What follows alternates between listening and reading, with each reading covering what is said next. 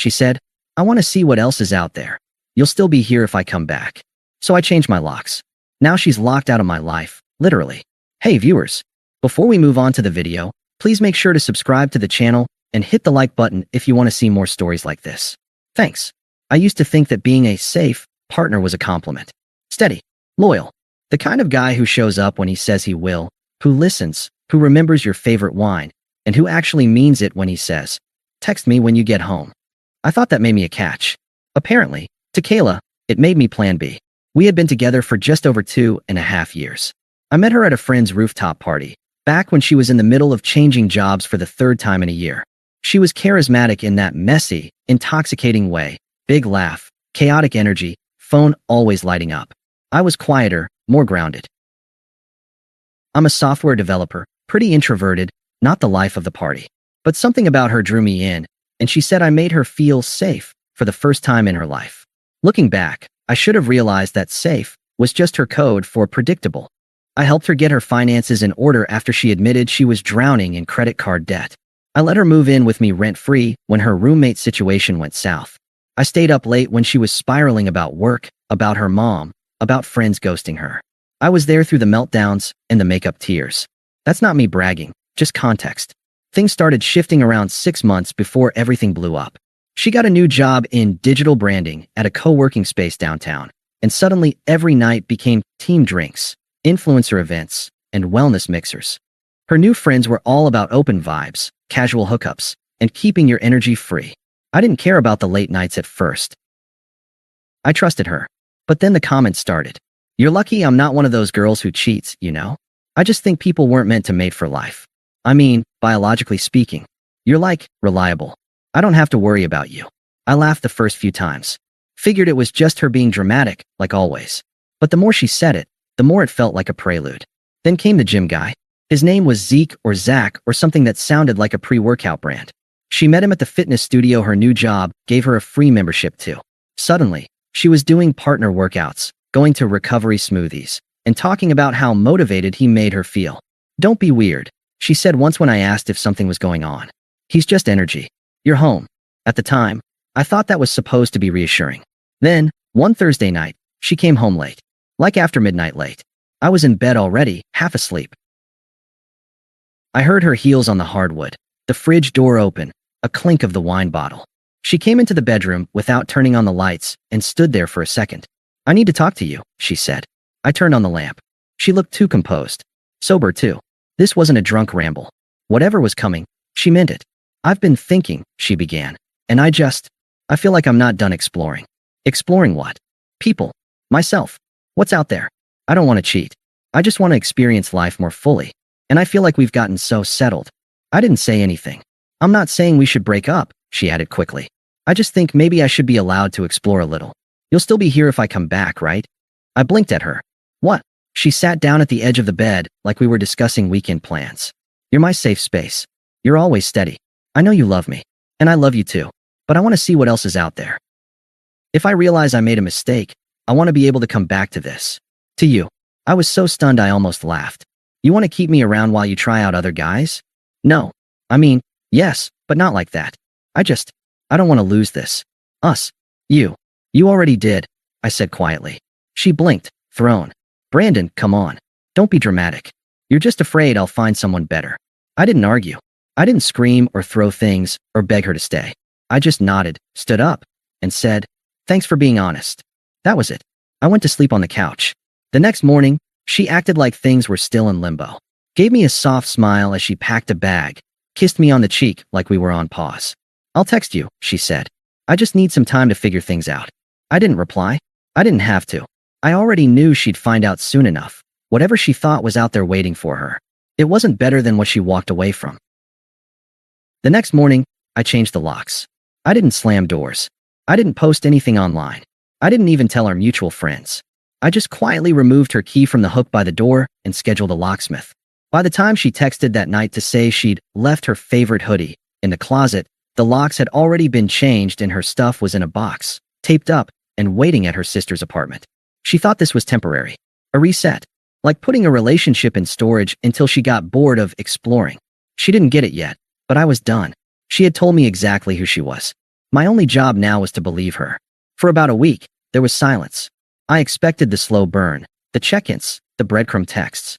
But it came faster than I thought. Day 8. I get a message from an unknown number. Hey, it's me.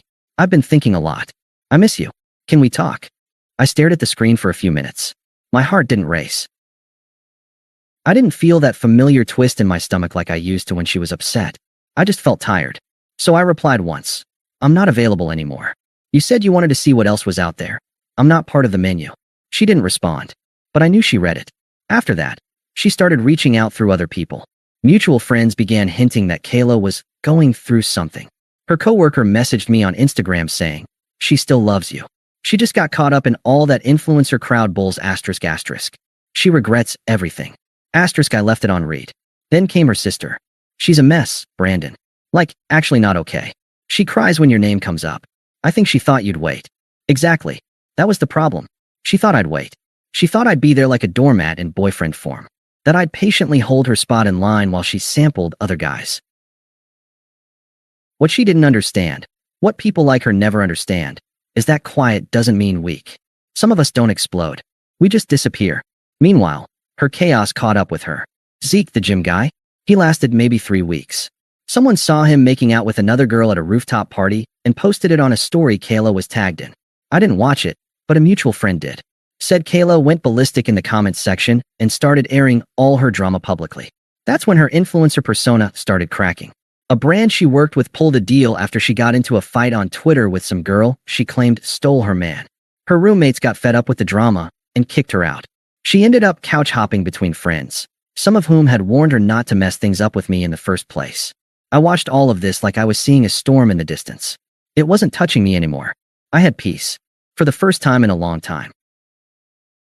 I went back to the gym, slept 8 hours a night, ate food I liked without someone mocking it for not being aesthetic.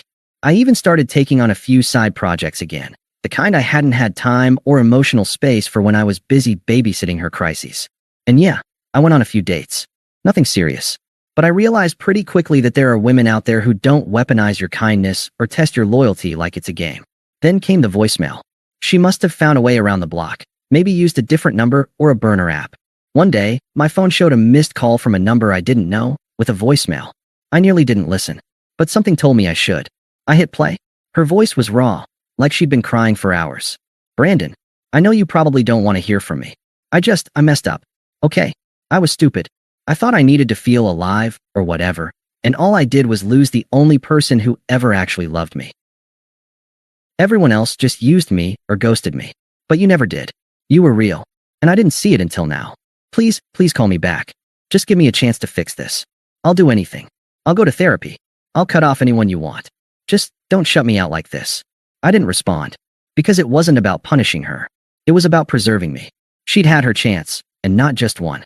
I had stood by her through every meltdown, every impulsive decision, every petty argument she started just to feel something. I gave her the kind of loyalty people beg for. And when she had it, she wanted more. Now she had more. More chaos. More drama. More loneliness. She could keep it.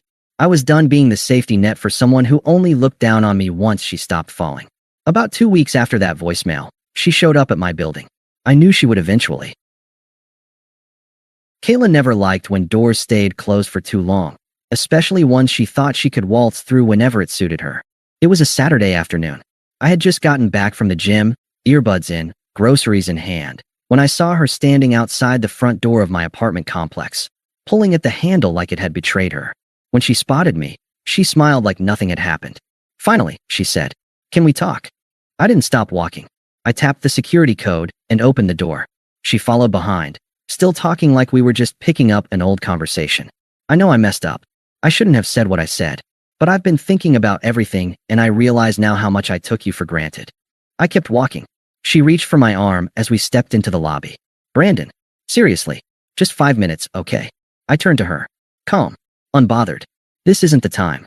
Then when is? She snapped, dropping the fake calm. You blocked me everywhere. You gave me zero closure. You think that's fair? You wanted freedom, I said. You got it. Her jaw tightened. Don't act like I cheated on you. I just needed space to figure myself out. You made it very clear, I said, keeping my voice low. You wanted to explore other men. You asked me to wait while you did it. That's not figuring yourself out. That's disrespect. You didn't just want space, you wanted a backup plan. That's not what I meant, she said, voice rising. You twisted it. I nodded toward the stairwell. You should go. She took a deep breath, tried to soften again. Brandon, I didn't know what I had. You were everything. Stable, loving, kind. No one else is like you. I've been treated like garbage since I left. Used, lied to, ghosted. I don't want chaos anymore. I want you. I looked at her, really looked at her. Her hair was unwashed. Her voice shaky. She didn't look like the girl who used to strut into rooms like she owned them. She looked exhausted, fragile, panicked. But none of that moved me. I'm not something you come back to when the world kicks you around, I said. You walked away from peace and then blamed the storm for being cold. Don't talk to me like that, she said, tears brimming. You don't get to act superior. You never even fought for me. I tilted my head. No, I just respected myself. She stared at me like that hit harder than she expected. You think you're better than me now? No, I said. I know I'm better off. I walked past her and into the stairwell, not looking back. I heard her call my name once, just once, but there was no weight to it anymore. No pull. No history worth revisiting. By the time I got to my door, I blocked her number again. This time for good. For a while, I thought that might be the last of it. But when someone's life starts falling apart, they don't just quietly disappear. They flail. They drag others into the unraveling. Even people who've already let go. And Kayla? She wasn't done dragging. A few days later, I got a call from one of her old friends, Maddie. We'd all gone on a couple of double dates back in the day, and she was always the least obnoxious of Kayla's crew. She sounded annoyed, not sympathetic. Hey, just wanted to let you know, she's telling everyone you abandoned her. I raised an eyebrow. Abandoned? Yeah, like, made her homeless or something. She's spinning this whole sob story about how you ghosted her, and she's been emotionally destroyed ever since. She's the one who left, I said flatly. Told me she wanted to see other people. I know, Maddie replied. Trust me, we all know. She tried to make it sound noble, like some journey of self-growth or whatever, but then the Zeke situation happened, and the influencer crap, and now everyone's tired of her.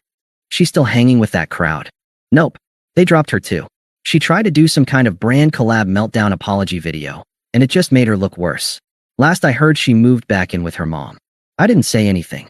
She's gonna reach out again, Brandon, Maddie said. Just a heads up. I appreciated the warning. But at this point, I wasn't worried. I had moved on emotionally weeks ago. I hadn't just recovered from what she did. I had rebuilt the parts of my life that she'd quietly eroded. I had peace now. Not silence. Peace. And no matter how loud she got trying to claw her way back in, I wasn't going to let her disturb that again. It wasn't long before Maddie's warning came true. The next Friday night, I got another call from a number I didn't recognize. I let it ring. Voicemail. This time, the message was longer, almost 3 minutes. Her voice cracked halfway through. Brandon, please. Please just let me talk to you. I know I said awful things. I know I was selfish. But I didn't realize what I was doing. I thought the grass was greener, but all I found were liars, users, and fakes. You were the only real thing. Please just meet me. Just once. If you still want to walk away after that, I won't stop you. But please, let me fix this. I didn't listen to the rest. I deleted it. The next day, I got a text from her mom. Her mom. Hi, Brandon. I know things ended badly, but Kayla's going through a really hard time right now. She misses you. I think a conversation would help you both heal. I stared at the message, then turned off my phone. This wasn't about healing. It was about control. About rewriting the story to make herself the victim again. She couldn't stand that I didn't crumble. That I didn't wait. So she escalated. Later that week, she emailed me from a new address. I opened it. Not because I was curious, but because I wanted to be sure how deep she was willing to dig. The subject line was, I'm finally ready to do better. Inside, a wall of text. Apologies. Excuses. Blame sprinkled with self-awareness to make it sound sincere. She even listed the changes she'd made, starting therapy, deleting certain friends, reflecting on her attachment style. Near the bottom, she wrote, I know I treated you like a backup plan, and I hate myself for it. You didn't deserve that. But people can change. I have. And if you ever wanted to try again, even slowly, I would do everything right this time. Then she attached a photo. It was the two of us from a trip we took to Colorado a year ago, standing near a waterfall. She was smiling, arms around me like I was hers. I remembered that moment. I remembered how, not even an hour after that photo was taken, she threw a tantrum in the car because I didn't want to stop for a vegan bakery she'd seen on TikTok. I remembered her calling me rigid and no fun, and sulking for the rest of the afternoon. I remembered how hard I tried, even then, to keep things together. And I remembered how little she appreciated any of it. I didn't reply. I archived the message and went back to my day. That weekend, I went to a housewarming party hosted by an old college friend. I almost didn't go.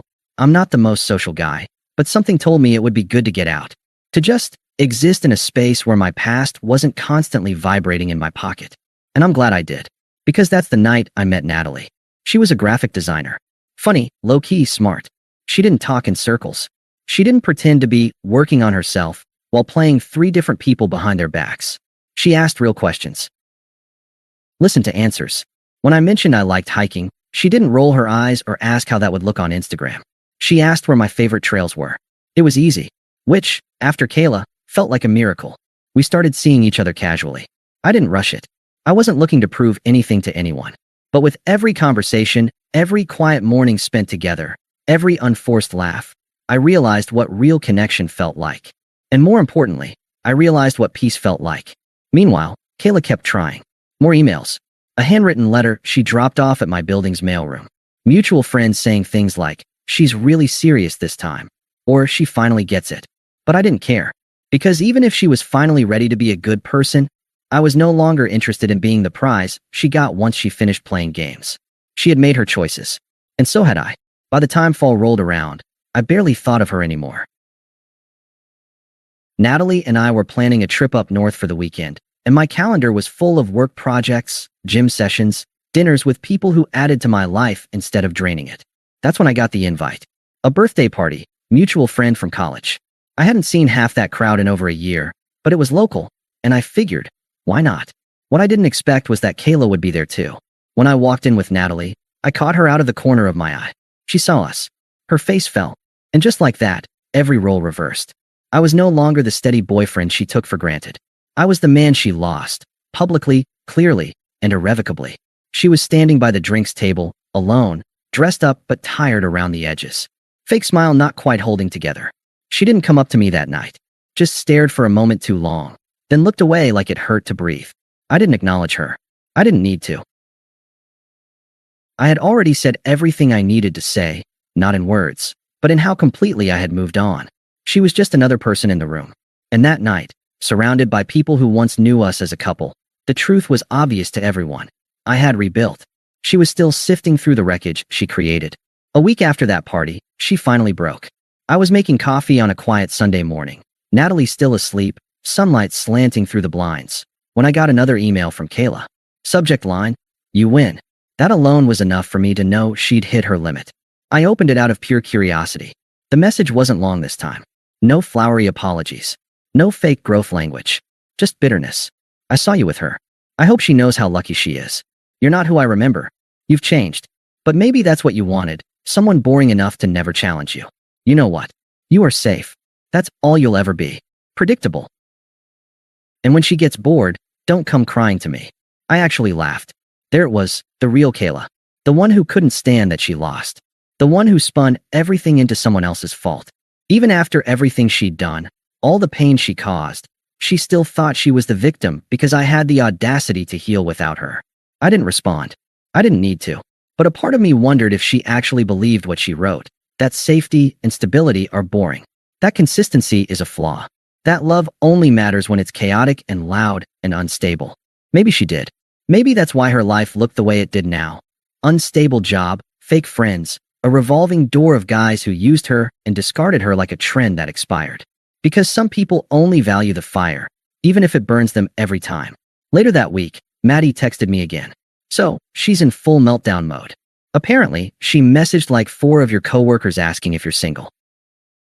One of them told her to back off. "You good?" I replied, "Perfectly." And I meant it. Because it wasn't just that I had moved on romantically. It wasn't about Natalie, or the new job title I had just earned, or the fact that I was finally sleeping through the night without being woken up by emotional whiplash. It was about the fact that her opinion no longer mattered. Her sadness no longer triggered guilt. Her insults no longer stung. Her voice, once familiar and loud in my head, was now nothing but static. I had done the hardest thing someone in my position could do. Not beg, not retaliate, not try to make her see the error of her ways. I had simply walked away and never looked back. And I had stayed gone. I didn't need revenge. I didn't need her to hurt the way I hurt. I just needed her out of my life, and she was. Forever. She tried every door she could think of. She found out I'd changed the locks. She never realized those locks weren't just on my apartment. They were on me. About 2 months after that last bitter email, I got invited to an engagement party. A mutual friend, Jesse, was getting married, and he and his fiancée were throwing a backyard celebration. Nothing too formal. Just good people, good music, and way too much sangria. Natalie came with me, of course. We didn't make a grand entrance or anything. We just showed up a bit late, holding hands, laughing at a dumb inside joke about a dog we saw on the way there. I didn't even think about who might be there. It had been long enough. But as soon as we stepped into the yard, I heard the voice. Oh, Kayla. She was standing near the snack table in a coral dress that tried a little too hard. Next to her was a guy I didn't recognize. Tall, overly tan, clearly bored out of his mind. She was frozen mid-step, eyes locked on me, then on Natalie, then back on me. Her fake smile collapsed so fast I actually felt secondhand embarrassment. I didn't flinch. Didn't even tighten my grip on Natalie's hand.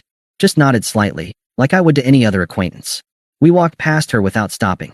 Later, as I stood talking to Jesse by the grill, Kayla approached. Alone this time. The boyfriend, or whatever he was, had vanished. Probably smoked himself into a corner. She hovered near the patio table for a moment, then finally spoke. Got a second? I turned. Sure. Natalie had gone inside to grab drinks. Jesse had conveniently wandered off. Kayla looked me up and down. You look different. I feel different, I said, keeping my tone light but flat. So that's her? Natalie. Yep. She seems safe. There it was. That same smirk, trying to provoke. But it didn't land the way it used to. Yeah, she is. Safe. Kind. Honest. Everything I used to mistake for boring. Kayla's mouth twisted. You used to be more passionate. Less composed. No. I used to be more tolerant, I said, meeting her gaze. Of chaos. Of disrespect. Of being treated like I wasn't enough unless I was in constant emotional debt. She looked like she wanted to argue. But instead, she said, I didn't come here to fight. Then don't. I didn't think you'd move on so fast. I didn't, I said. It was slow. It was hard. It took a lot of nights staring at the ceiling, wondering how I missed so many signs. But when I finally did move on, I meant it. She paused, clearly hoping I'd say something else. I didn't. So that's it, she asked, voice cracking just slightly. You're just done? I smiled. Not out of cruelty. Just clarity. I was done the moment I realized I didn't need to fix something I didn't break. Kayla blinked, then scoffed. Wow. You've got all the quotes now, huh? Got a little therapist girlfriend helping you write them? She doesn't need to, I said calmly. She just shows me what real love looks like. Kayla's face went red, then pale. I made a mistake, okay? You made a choice, I corrected. Over and over again. And now you're living with the outcome. She stood there in silence, arms crossed like a shield. Look, I added, soft but firm. I'm not angry anymore. I don't hate you. I don't wish you harm. I just genuinely don't want you in my life. But we were, and now we're not. With that, I turned back toward the house. Natalie was walking out with 2 glasses of sangria and a knowing smile on her face. She didn't ask what was said. She didn't need to. She just handed me my drink and leaned into me like I was home. I glanced back once. Kayla was still standing there, staring at us. Not angry, not smug, just stunned. Because in her mind, she'd always assumed I'd be the one who missed her, who regretted letting her go, who'd come crawling back when her flame fizzled out. Instead, I replaced the fire with peace. And peace doesn't chase chaos. Ever. Thanks for watching. Make sure to subscribe to the channel and hit the like button. What do you think about this story? Share it in the comments.